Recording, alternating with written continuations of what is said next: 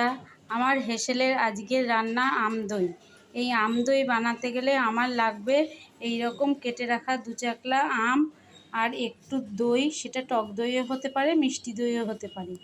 আর এই 500 দুধ ভালো করে ফুটিয়ে গরম করে নিয়েছি।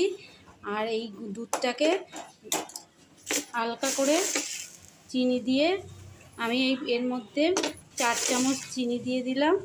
আপনারা যেমন মিষ্টি খাবেন সেই রকমই চিনি দেবেন। আমি এতে 4 চামচ চিনি দিয়ে দিলাম।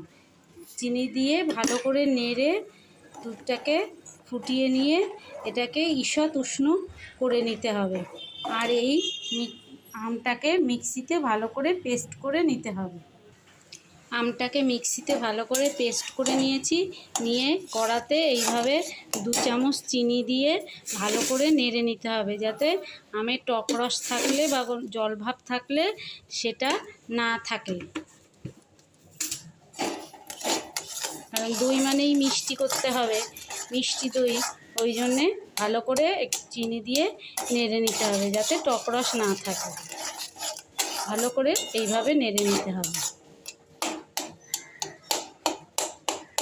এই আমের জল জল ভাবটা যতক্ষণ না অবধি শুকোচ্ছে ততক্ষণ অবধি এইভাবে নাড়তে হবে। এবার আমি 2 চামচ মতো জল নিয়েছি, গরম জল। এর মধ্যে এই আমুল স্প্রে দুধটাকে ভালো করে গুলে নেব।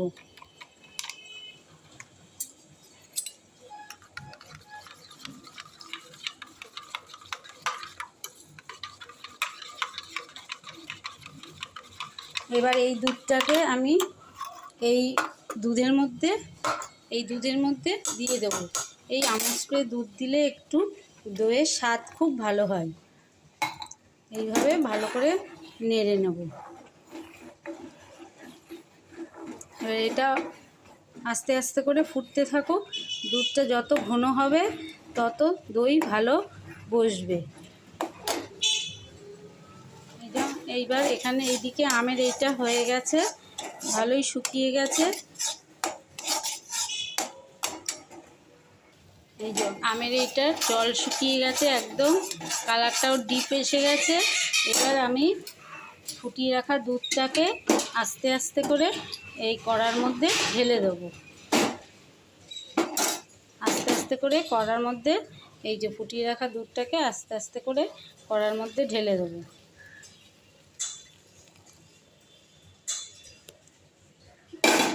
ঢেলে দিয়ে এবার ভালো করে এটাকে নাড়বো।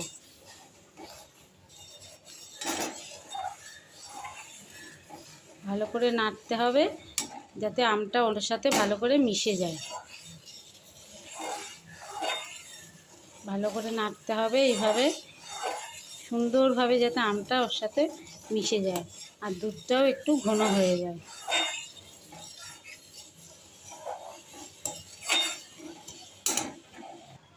এই যে দুধটা আমের সাথে ভালো করে এইভাবে মিশে গেছে আর এই রকম ঘন ঘন হয়ে গেছে। দেখুন ভালো সুন্দর ঘন ঘন হয়ে গেছে। এবার এই গ্যাসটাকে অফ করে দিতে হবে। আর এই দুধটা যতক্ষণ অবধি ঈষৎ উষ্ণ গরম হচ্ছে, ঈষৎ উষ্ণ গরম থাকছে, ততক্ষণ অবধি এর সাথে দই মিশানো যাবে না আর দই পাতাও যাবে না। ততক্ষণে আমরা এইটা ঠান্ডা করতে দিই। আর এই দইটাকে, যে দইটা দিয়ে দই পাতা হবে, সেই দইটাকে ভালো করে জল ঝরিয়ে নিই। দেখুন এইভাবে ছাঁকনিতে করে ভালো করে জল ঝরিয়ে নেবে। দুধটা এবার ঈষৎ উষ্ণ গরম হয়ে গেছে, মানে আঙুল চোবানো যাবে এই রকম গরম রাখতে হবে। এবার এই দুধটার মধ্যে এই যে আমি 2 চামচ টক দই রেখে দিয়েছিলাম, সেই টক জল ঝরাতে দিয়েছিলাম, সেই দইটা ভালো করে ফেটিয়ে এই দুধটার সাথে মিশিয়ে দিতে হবে। দইটা ভালো করে ফেটানো হয়ে গেছে। এবার আমি আস্তে আস্তে করে দইটাকে এই দুধের মধ্যে মিশিয়ে দেব। দুধটা করার সময় একটা জিনিস খেয়াল রাখবেন, যেন এই দইটা করার সময় একটা জিনিস খেয়াল রাখবেন, যেন আমটা যদি টক থাকে তাহলে ভালো করে মিষ্টি দিয়ে ওটাকে শুকনো করে নেবেন, মিষ্টি মিষ্টি করে নেবেন, নাহলে কিন্তু দুধটা কেটে যাবে। আর দুধটা একটু ঘন করবেন, তাহলে দইটা ভালো হবে। এই যে এইরকম আমি একটা কাচের বাটিতে ঢেলে নিয়েছি দইটাকে, মানে দুধটাকে। এবার এইটাকে একটা এই গরম কড়া, মানে এই কড়াটাকে ভালো করে গরম করে নিতে হবে। নিয়ে বাটিটাকে এর মধ্যে বসিয়ে এর ওপর ঢাকা দিয়ে দিতে হবে, যেন ভাপটা না বেরিয়ে যায় আর যেন নাড়া না লাগে। কড়াটা ভালো গরম হয়ে গেছে। এবার আমি এই বাটিটাকে আস্তে আস্তে করে এই কড়াটার মধ্যে বসিয়ে দেবো। বসিয়ে আমি এর ঢাকাটা বন্ধ করে দেবো, যাতে ভাপ না বেরিয়ে যায়। এইভাবে ঢাকাটা বন্ধ করে দেবো। আর এই যে এইখানে যে ছিদ্রটা আছে, আমি একটা কাগজ দিয়ে চাপা দিয়ে দিয়েছি। এবার আমি একটা সাবধানে ভালো জায়গায় রেখে দেবো, যাতে এতে নাড়া না লাগে। আর ঘন্টা 5 পরে আপনারা এটা খুলে দেখবেন দই রেডি, তৈরি হয়ে গেছে। এবার দইটা কাটবো। এই দেখুন কি সুন্দর জমেছে, খুব সুন্দর শক্ত হয়ে গেছে। এই দেখুন,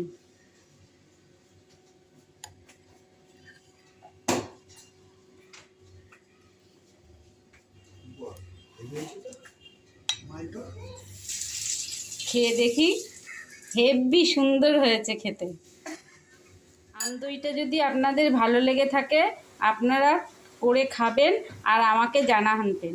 দেখা হচ্ছে অন্য কোনো রান্নার সাথে।